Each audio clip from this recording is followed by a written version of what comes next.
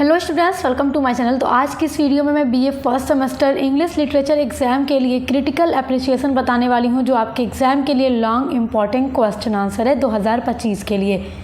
तो जो भी मेरे स्टूडेंट्स 2025 में इंग्लिश लिटरेचर का एग्ज़ाम देने वाले हैं, बीए फर्स्ट सेमेस्टर में हैं, तो उन्हें मैं बता दूँ कि उनके एग्ज़ाम में क्रिटिकल एप्रिसिएशन ज़रूर पूछा जाता है, जो उनके सिलेबस में शॉर्ट स्टोरीज़ दी गई हैं या जो एस्से दिए गए हैं। तो आज की इस वीडियो में हम ड्रीम चिल्ड्रेन का क्रिटिकल एप्रिसिएशन देखने वाले हैं, जिसको लिखा है चार्ल्स लैम ने। तो ये आपके लॉन्ग के लिए बहुत ज़्यादा इम्पॉर्टेंट है। और देखिए, इससे पहले जो आपके सिलेबस में शॉर्ट स्टोरीज़ हैं, जैसे the last cliff, the lament, the terror and under the banyan tree, the barber's trade union, इन सभी पर मैंने अपलोड कर दिया है क्रिटिकल एप्रिसिएशन, और पूरी जो वीडियोस हैं वो मैंने अपलोड करके प्लेलिस्ट में ऐड कर दी है। तो आप चेक ज़रूर कीजिएगा तक चैनल पे। आपको 1 से लेकर 8 तक यूनिट्स हर एक सब्जेक्ट की प्लस इंपॉर्टेंट क्वेश्चन आंसर सब कुछ हमारे चैनल पर आपको मिलेंगे। तो बिना देर किए हम स्टार्ट करते हैं ड्रीम चिल्ड्रेन का क्रिटिकल एप्रिसिएशन। आपको एक बात और बताऊँगी कि क्रिटिकल एप्रिसिएशन का क्वेश्चन पूछता कैसे है और किस किस तरीके से क्वेश्चन पूछेगा, तो आपको यही आंसर लिखना होगा जो आपके एग्ज़ाम में बताने वाली हूँ। देखो, लॉन्ग में ना आपका एक क्वेश्चन पूछ सकता है, right a critical appreciation of the essay Dream children, तो भी आप यही आंसर लिखेंगे जो आज आपको पढ़ाने वाली हूँ। दूसरा क्वेश्चन आपसे पूछेगा, give a short note on the essay Dream children, तो भी आपका आंसर यही होगा। एंड अगर आपसे समरी पूछेगा, right the summary of the dream children in your own words, own words का मतलब अपने शब्दों में लिखो, तो भी आपका आंसर यही होगा। तो ठीक है, बच्चों को डाउट्स होता है, मैम आपने क्रिटिकल एप्रिसिएशन पढ़ाया, दूसरा क्वेश्चन आ गया, तो आपको परेशान होने की ज़रूरत नहीं है। हेडिंग आप सही डालिए जो क्वेश्चन में पूछ रहा है, फिर आंसर आपका वही होगा। तो परेशान होने की ज़रूरत बिल्कुल भी नहीं है, हम आपके साथ हैं। Critical appreciation of dream children's a reverie, देखो उसका पूरा नाम है ड्रीम चिल्ड्रेंस एरेवरी। एरेवरी का मतलब होता है दिन में देखा गया सपना। तो ये एक ऐसा एस्से है, मतलब जिसमें चार्ल्स लैम दिन में देखे गए अपने खुद के सपने का वर्णन करते हैं, डिस्क्राइब करते हैं। देखो, चार्ल्स लैम का ये जो एस्से है ड्रीम चिल्ड्रेन, ये एक ऑटोबायोग्राफिकल एस्से है, मतलब आत्मकथा, जिसमें राइटर अपने बारे में ही कुछ एक्सप्लेन करता है, कुछ इवेंट्स को या किसी घटना को या फिर कुछ भी अपने लाइफ के बारे में, तो वो ऑटोबायोग्राफी हो जाती है। तो ये ऑटोबायोग्राफिकल एस्से है, याद रखिएगा। और ये एस्से जो है, इसमें लैम ने अपने जीवन के चरित्र और घटनाओं को शामिल किया है, और उनके अपने फैमिली के बारे में, अपने प्रेम के बारे में, अपने लव के बारे में, अपनी ग्रैंड मदर के बारे में और अपने सपने में देखे गए बच्चों के बारे में उन्होंने एक्सप्लेन किया है। इसलिए इस एस्से का नाम है ड्रीम चिल्ड्रेन, यानी कि जो उनके सपनों में बच्चे आए थे, एरेवरी जिस सपने को उन्होंने दिन में देखा था। ये सारी बेसिक बातें आपको क्लियर होनी चाहिए एस्से के बारे में। चलिए पढ़ना शुरू करते हैं, देखते हैं। रिटन अबाउट ए ड्रीम, एक सपने के बारे में लिखा गया। ड्रीम वर्ल्ड, सपने की दुनिया के बारे में लिखा गया। The essay Dream Children by Charles Lamb, यह एस्से है ड्रीम चिल्ड्रेन जिसको लिखा है चार्ल्स लैम ने। It was first published in the London Magazine in January 1822। It was first public, इसको सबसे पहली बार पब्लिश्ड कराया गया, प्रकाशित कराया गया लंदन मैगज़ीन में जनवरी के महीने में 1822 में। पब्लिश्ड डेट आपको याद रखनी है। और देखिए, ये जो एस्से है, बाद में इसको चार्ल्स लैम के जो एस्सेज का पूरा कलेक्शन है, जिसका नाम है एस्सेज ऑफ एलिया, उसमें इसको शामिल कर दिया गया, और वो पब्लिश हुआ था 1823 ईस्वी में। तो आप ये नोट कर सकते हैं। बाकी इतना भी अगर आप अपने एग्ज़ाम में लिख दें तो भी आपका आंसर एकदम सही है। इट वॉज, यह था, one of the most beautiful, pathetic and imaginative essay of Charles Lamb. It was one of the best, यह सबसे सुंदर, पैथेटिक यानी दयनीय एंड इमेजिनेटिव कल्पनाशील एस्सेज में से एक था चार्ल्स लैम के एस्सेज में से। देखो, चार्ल्स लैम ने जितने सारे एस्सेज लिखे हैं, उनमें से ये एस्से सबसे ज़्यादा ब्यूटीफुल, पैथेटिक यानी दयनीय एंड इमेजिनेटिव यानी इसमें वो कल्पना करते हैं। इनके ड्रीम चिल्ड्रेंस होते हैं, इसमें आप देखेंगे आगे। वैसे ये सब मैं पढ़ा चुकी हूँ आपको। द एस्से हाईलाइट्स, यह एस्से हाईलाइट करता है द थीम, इसकी थीम क्या है, of loss and regret in Lamb's life. The essay highlight करता है चार्ल्स लैम्ब के लाइफ के बारे में, उनके लॉस और उनके रिग्रेट के बारे में। मतलब इस एस्से की जो मेन थीम है वो लॉस एंड रिग्रेट है। लॉस का मतलब खोना, हानि होना, अफसोस होना। मतलब इनके लाइफ में क्या है, लॉस है, इन्होंने खो दिया है अपने भाई को, अपने जान से प्यारे भाई को इन्होंने खो दिया, अपनी दादी को इन्होंने खो दिया, और इनका जो वन साइड लव था वो भी उन्हें नहीं मिला। तो इन सब चीज़ों को वो इस हिस्से में एक्सप्लेन करते हैं अपने ड्रीम चिल्ड्रंस को। अपनी सारी दर्द भरी कहानियाँ वो अपने सपने में सुनाते हैं। तो इस तरीके से वो अपने लाइफ के लॉस एंड रिग्रेट के बारे में इस हिस्से में एक्सप्लेन करते हैं, और लॉस एंड रिग्रेट ही इस हिस्से का थीम है, नोट कर लीजिए। आगे देखते हैं। This essay is written immediately after the death of his brother John lamb.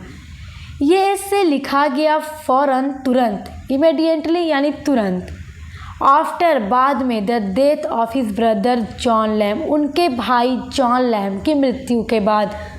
Charles Lamb जो इस एस्से के राइटर हैं, उनके भाई का नाम था जॉन लैम्ब। तो चार्ल्स लैम्ब के भाई थे जॉन लैम्ब, जिनकी डेथ हो गई थी।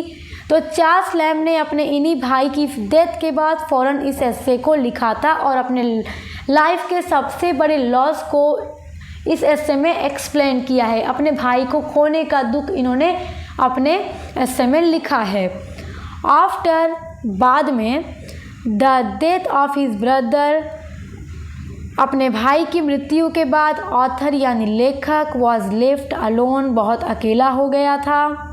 इन द वर्ल्ड, इस संसार में, with one of his sister, अपनी बहन के साथ, who was suffering from mental sickness, जो कि मानसिक बीमारी से पीड़ित थी। देखो, अपने भाई की मृत्यु के बाद जो लेखक हैं चार्ल्स लैम्ब इस बड़ी सी दुनिया में अकेले रह गए, सिर्फ अपनी बहन के साथ। मतलब अब इनका इस दुनिया में अगर कोई है तो वो सिर्फ और सिर्फ उनकी सिस्टर है, और वो भी क्या है, मेंटल सिकनेस, मतलब इसकी मानसिक जो हालत है वो अच्छी नहीं है। The essayist unfulfilled longings and desires are also evident in his work.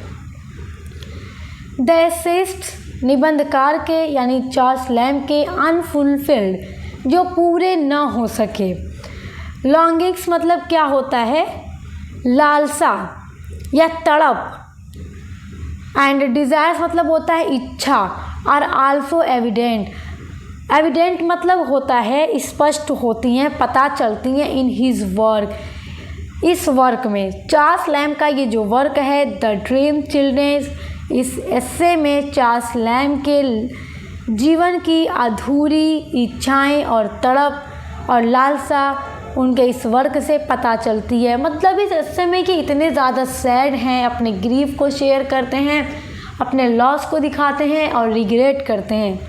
Under such circumstances Charles Lamb sees a dream.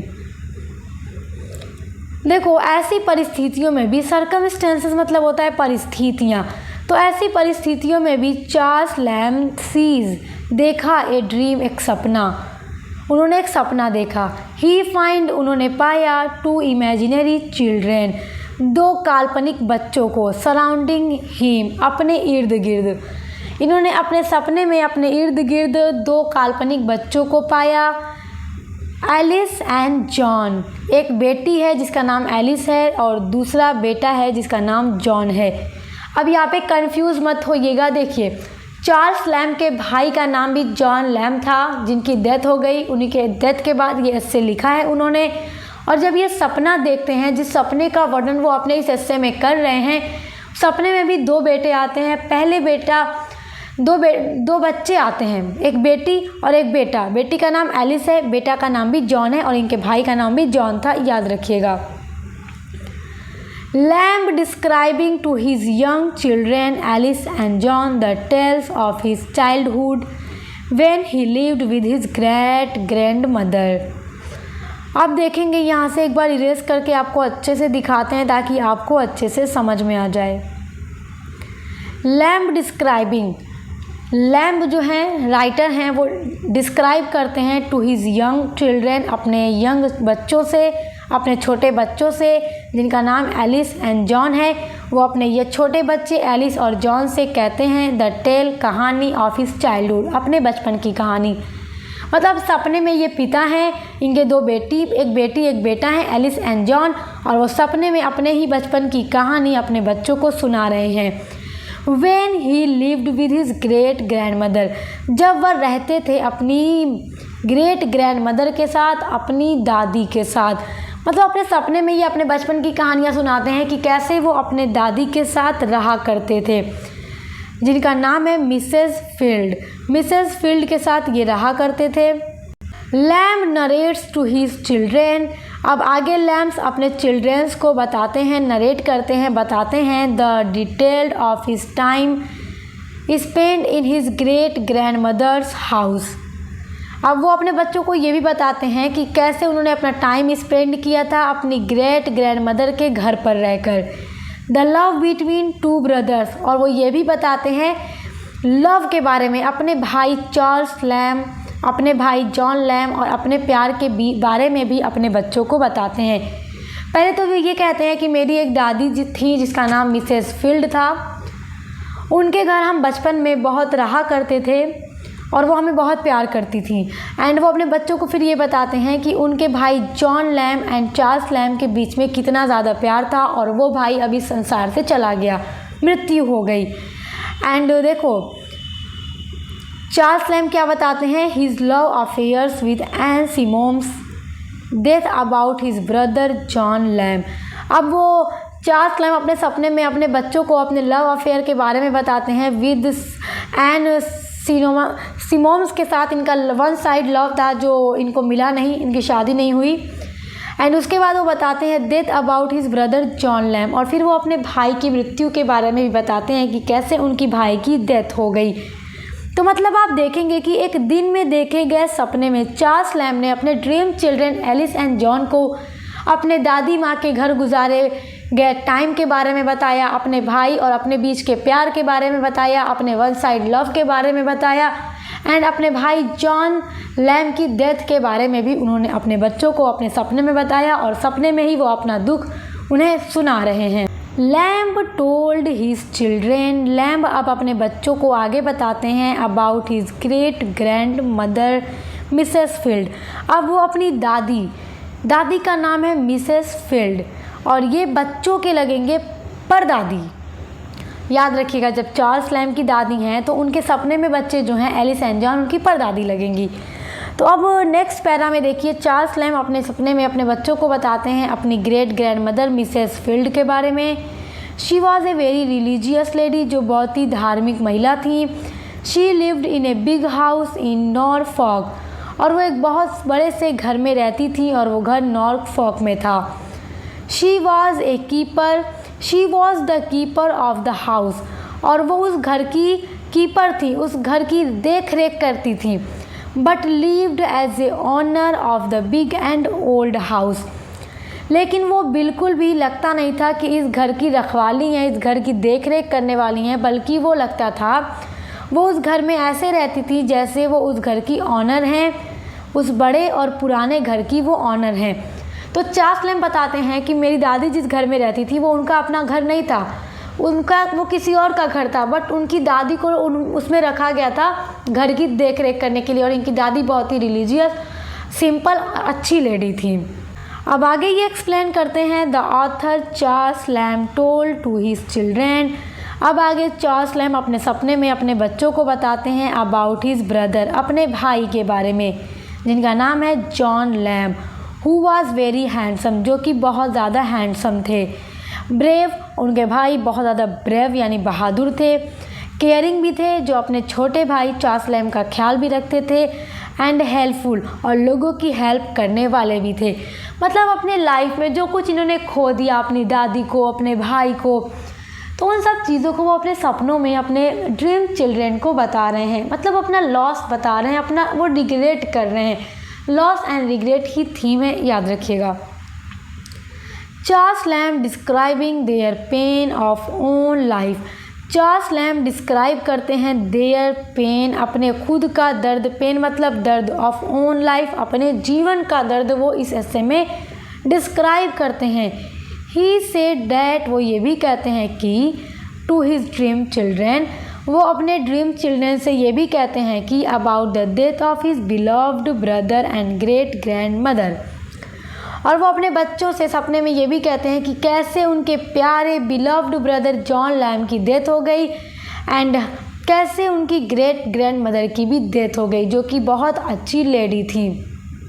whom he loses at an early age of his life, जिसे वह अपने जीवन के कम उम्र में ही खो देते हैं। इन सब चीज़ों के बारे में वो बता रहे हैं अपने ड्रीम चिल्ड्रेन को, अपने भाई को खोना, अपने दादी को खोना, ये उनके लिए उनके जीवन का, उनकी लाइफ का सबसे बड़ा लॉस था।